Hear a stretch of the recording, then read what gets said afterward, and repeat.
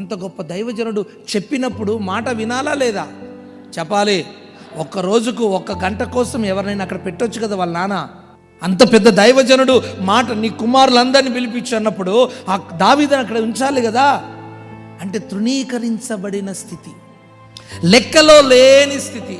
ఇప్పుడు చూడండి, అస్సలు దావీదు విషయంలో ఏమాత్రం కూడా బాధ్యత లేని వ్యక్తిగా కనిపిస్తున్నాడు తండ్రి, బాధ్యత లేని అన్నదమ్ములుగా కనిపిస్తున్నారు. అంత గొప్ప దైవజనుడు ఇంటికి వచ్చినప్పుడు బాధ్యత రహితంగా ఉన్నారు.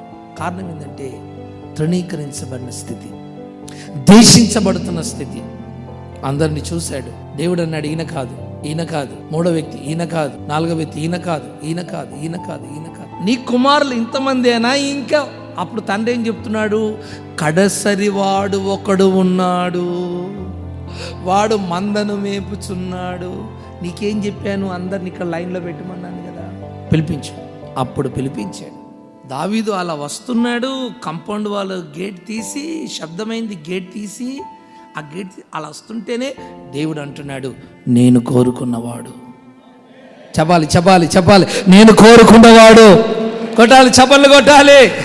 నేను కోరుకున్నవాడు, నేను కోరుకున్నవాడు ఇతడే.